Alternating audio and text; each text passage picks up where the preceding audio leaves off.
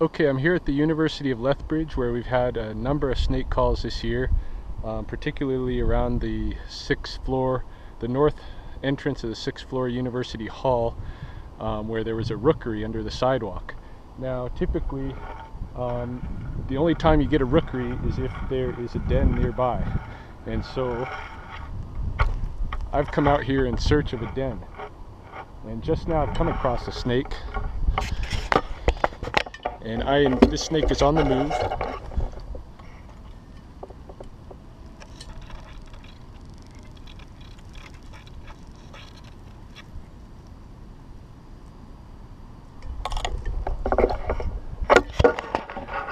And I intend to follow this snake and for it to lead me to the den site. I've done this kind of thing before. This is how I found one of the dens in the Riverstone neighborhood. So I'm just going to follow this snake and I'll bring you along with.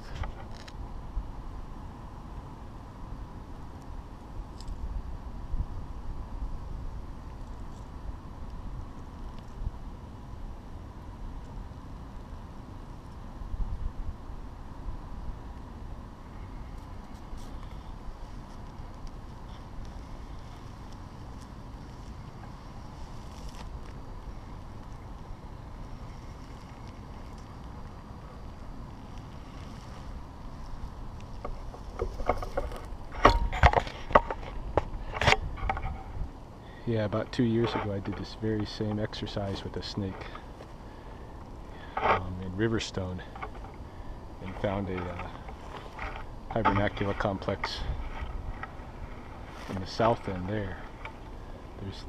There's a few hibernaculas or dens, winter dens in Riverstone, and I know there's at least one good one here, so I'm hoping the snake will lead me to where it is.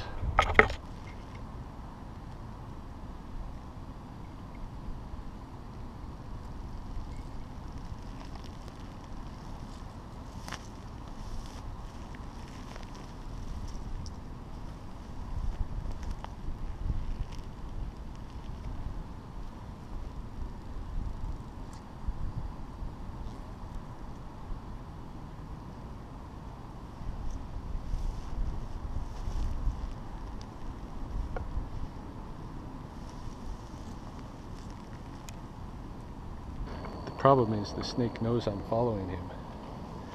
Even though I'm keeping a distance, it might be too worrisome for him, and he might just find any good rodent hole to go down into.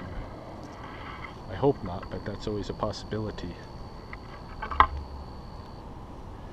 He seems to be going in the direction toward the 6th floor rookery, so that's a good sign, because most of our snakes have been picked up around the 6th floor, and I expect that to be where the den is, fairly near the site of the rookery, because when they have the babies, shortly after having their babies, the mothers will leave them, and the mothers will head to the hibernacula, but they'll leave a scent trail, a pheromone trail. And the neonates, the little tiny baby snakes, will, a few days later, follow their mother's scent trail. And if it's too far, of course, the risks for those little snakes is just huge. I mean, most of them aren't going to make it anyway. Like any other animal, the babies are food for a lot of predators. And certainly it's the case with the baby rattlers too. So they don't want to have the den too far from the rookery, otherwise it's a good chance none of the babies will make it there. Even if it's close by, the odds are a lot of them, a good percentage of them, will get picked off in between somewhere.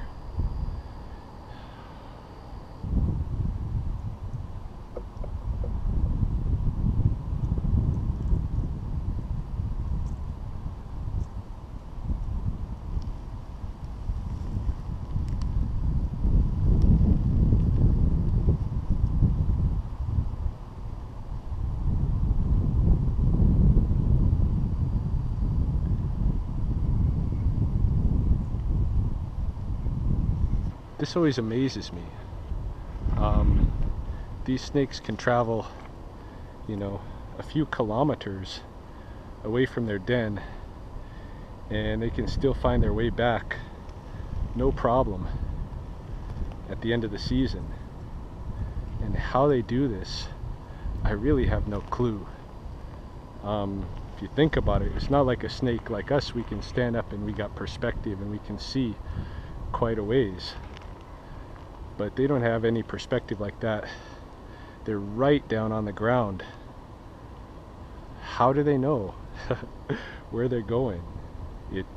Like, we're so visually oriented, but they must have an entirely different sensory system that they're relying on. What that is, I have no clue.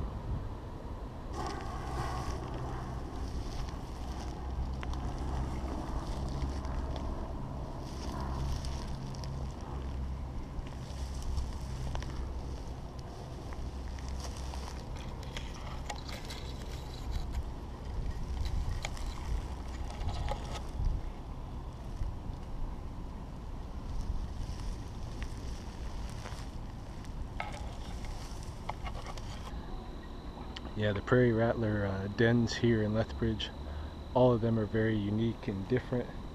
You can have a den that's as small as just a little like rodent, like mouse hole, that just a couple, 2, 3 snakes seem to be denning in. You go from that up to, you can have a like a badger hole, or a series of badger holes with a complex of snakes that may be numbering in as many as 40, 50 snakes. It really varies. Our snake here has gone into the skunk brush, and this is where it gets tricky because I can't see it right now, and it could even lose it if I'm not careful.